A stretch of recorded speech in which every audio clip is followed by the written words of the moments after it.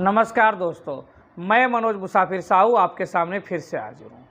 मैं आज उसी की बात करने जा रहा हूँ जिसके परिणाम स्वरूप हमारे समाज के तेली समाज का गरीब व्यक्ति हमारा भाई कन्हैयालाल तेली कन्हैयालाल साहू की निर्मम हत्या कर दी गई।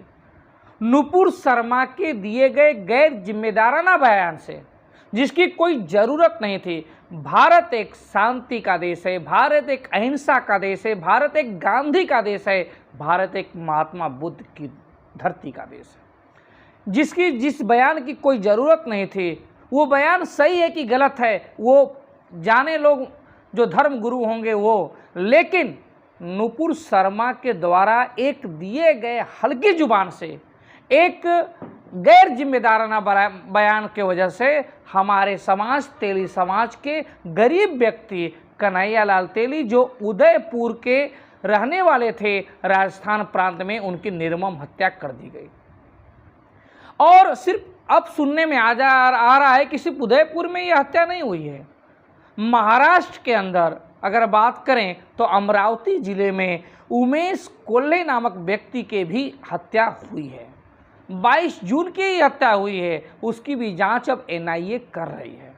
आप सोचिए, एक बयान के वजह से 2-3 मामले तो ये दुनिया, ये संसार, ये जगत, ये देश जानता है, लेकिन तमाम ऐसे भी मामले होंगे। देश बहुत बड़ा है हमारा, 130 करोड़ की जनसंख्या वाला देश है। तमाम ऐसे भी लोग होंगे जहाँ पे मीडिया से दूर होंगे, जो मीडिया में वायरल नहीं हुआ होगा। ऐसे लोग भी मुस्लिम समुदाय के द्वारा किए गए अत्याचार को सहन कर रहे होंगे, क्योंकि इस्लाम के अंदर बुराई होने पर तमाम मौलाना इसके अगेंस्ट में, इसके विपरीत, इसके विरुद्ध में बयानबाजी करते रहे, जिससे उनके धर्म के लोग, उनके समुदाय के लोग, उनके चाहने वाले लोग, इस्लाम धर्म के लोग अंदर ही अंदर आग बबूला थे। और आग बबूला होने के बाद निर्मम हत्या किए, और अन्य जगह भी ऐसे छोटी मोटी घटनाएं होती रहती हैं, करते रहते हैं। लेकिन शासन प्रशासन भी पूरी मुस्तैदी के साथ कार्य करता है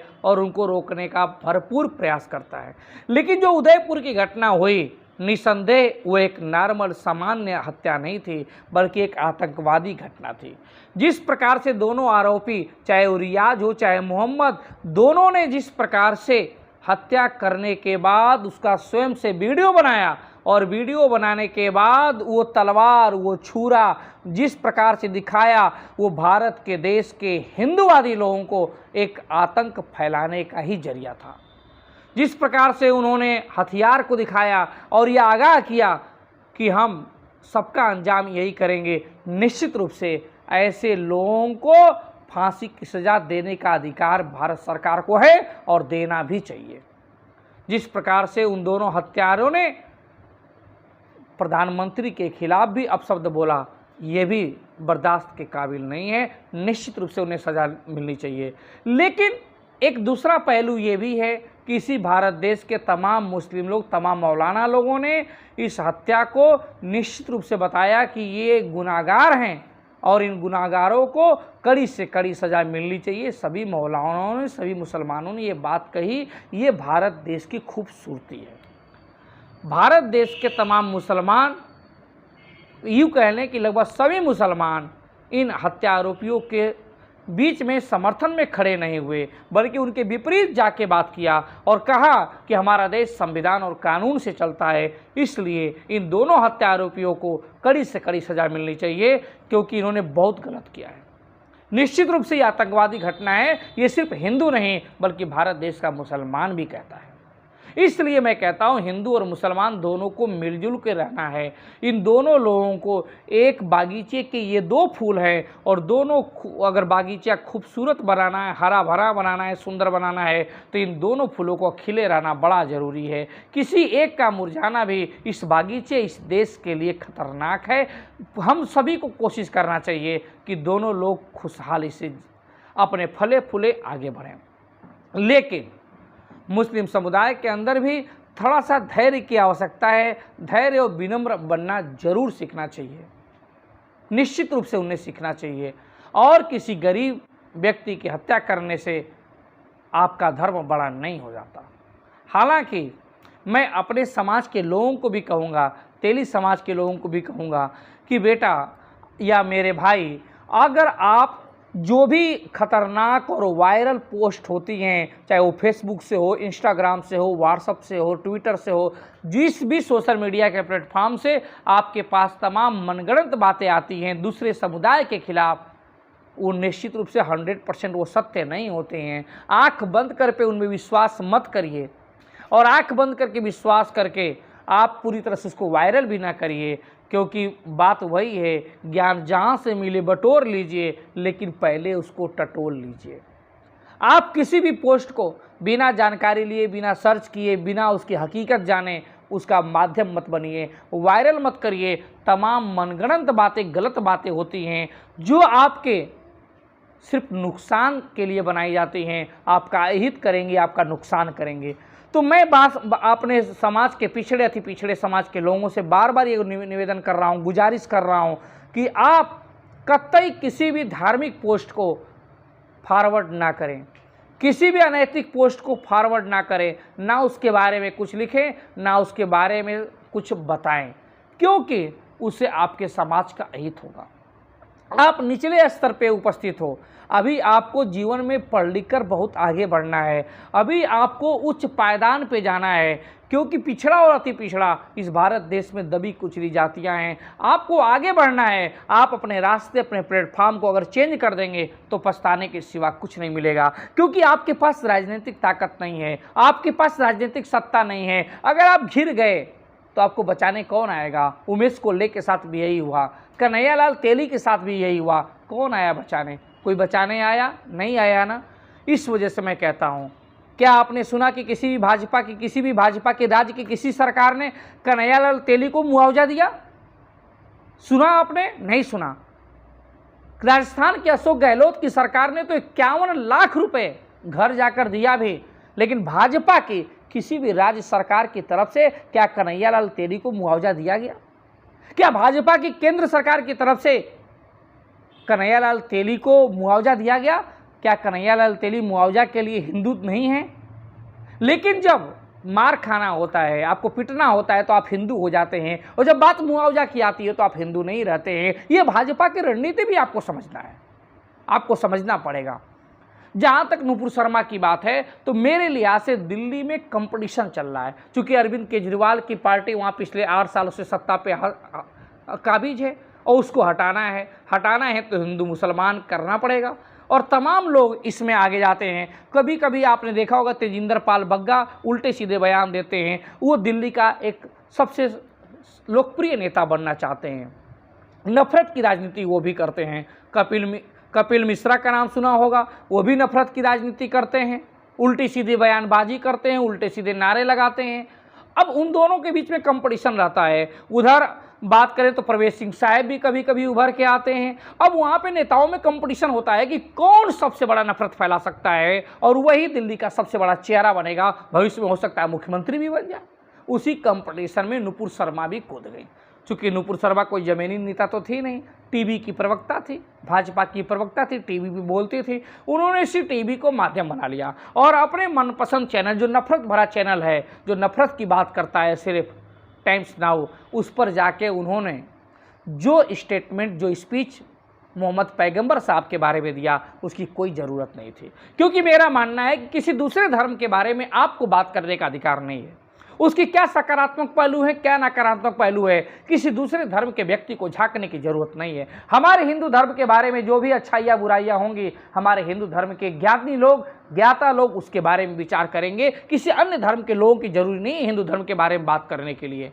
शिवलिंग के बारे में भी जरूरत नहीं है, उनकी भी गलती है, उनको भी उल्टा सीधा बयान नहीं करना चाहिए। और मुस्लिम समुदाय के लोग में के अंदर भी जो धर्म है, जो कुरीतियाँ होंगी, हम हिंदू लोगों का भी फर्ज बनता है कि दूसरे धर्म के बारे में उल्टे सीधे बयान न करें। क्योंकि हम तो बयान, आप तो बयान कर लेंगे, और आप बयान करके आप अच्छे सोर्स वाले हैं। नुपुर शर्मा जी विदेशों से पढ़ी लिखी हैं और अच्छी फैमिली से बिलोंग करती हैं, ब्राह्मण परिवार से हैं, भाजपा के बड़े नेताओं की बहुत करीब रहती हैं, बहुत करीब है, उनके मधुर संबंध, अच्छे संबंध हैं, उनको तो सुरक्षा मिल जाएगी, उनका बाल बांका भी नहीं होगा। लेकिन उनके जुबान से निकली हुई जो नफरत भरी जो बीज है वो बीज पूरे भारत देश में फैल जाएगी और फैलने के बाद कन्हैयालाल तेली की तरह प्रत्येक गरीब का सर तन से जुदा होने लगेगा।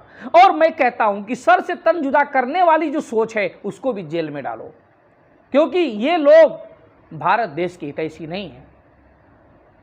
तो लेकिन नुकसान तो अपने देश का हो रहा है, और नुकसान हो रहा है उसके लिए क्या किया जाए। कंपटीशन है, सियासत है, सब लोग सर्वोच्च बना रहना चाहता है और इसी सर्वोच्च बने रहने में गरीब लोगों का वध होता जा रहा है। इसे निश्चित रूप से भारत बुद्ध की देश है, भारत गांधी का देश है, और इसे हम आराम से समझा बुझाकर निश्चित रूप से उसका सॉल्यूशन निकाल सकते हैं। इसीलिए मैं अपने पिछड़े अति पिछड़े समाज और खासतौर से तेली समाज के व्यक्तियों से निवेदन करता हूं कि आप लोग इस नफरत भरी सियासत का पार्ट मत बनिए, इस नफरत भरी सियासत का हिस्सा मत बनिए, और आप अपने बच्चों को गौर से देखिए और समझाइए कि कभी भी कोई गंदी पोस्ट को भी राजनीति, कोई भी जातिवादी पोस्ट को, कोई भी धार्मिक पोस्ट को वायरल मत करो, किसी भी धर्म के बारे में उल्टे सीधे बयानबाजी मत करो, किसी भी धर्म के बारे में उल्टा सीधा लिखो मत। तुम्हें अधिकार नहीं है, तुम्हें बहुत कुछ जानना, सीखना और पढ़ना है।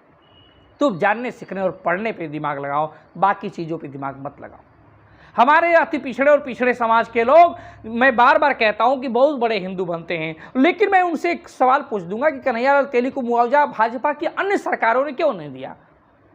हर जगह तो भाजपा की सरकार है।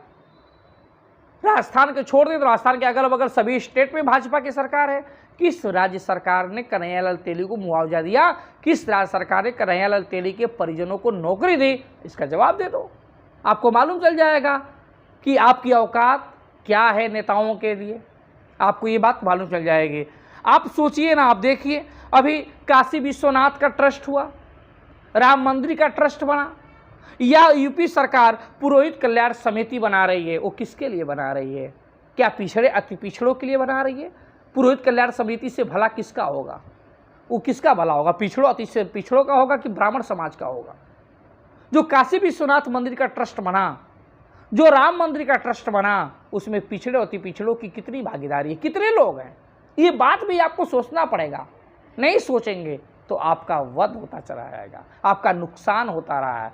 आप इसको समझना पड़ेगा। सियासत की गंदी चाल का हिस्सा मत बनिए, सियासत की गंदी चाल में एक छोटी मछली की तरह मत फंसिए। मेरा निवेदन है, आप लोग निश्चित रूप से शांत रहिए, पढ़िए, लिखिए, आगे बढ़िए, लेकिन सियासत की गंदी राजनीति का हिस्सा मत बनिए। और मैं सियासत के जो नफरती लोग हैं उन लोगों से भी निवेदन करता हूँ एक लाइन के जरिए कि सियासत का नशा शब्दों का जादू तोड़ देता है, हवा उड़ते हुए पंछी के बाजू तोड़ देता है। ऐ सियासी भेड़ियों, थोड़ी सी तो गैरत जरूरी थी, तवायब भी किसी हद तक घुंघरू छोड़ देती है।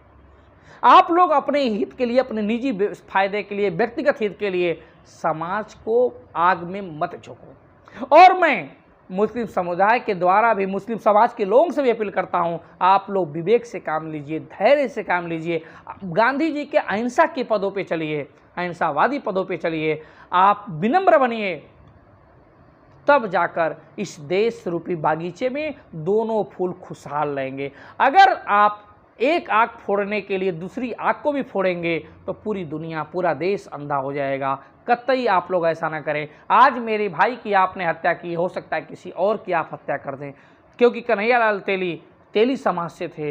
निश्चित रूप से हम सभी भाइयों को बहुत दुख है, लेकिन मैं आप दोनों लोगों से निवेदन करता हूं कि कोई भी अहिंसा के रास्ते को मत छोड़ें, अहिंसा के रास्तों पे चलें। भगवान बुद्ध की धरती का अपमान मत करें, भगवान बुद्ध के बताए गए सच्चे अर्थों को समझें और उसे आगे बढ़ाएं। धन्यवाद।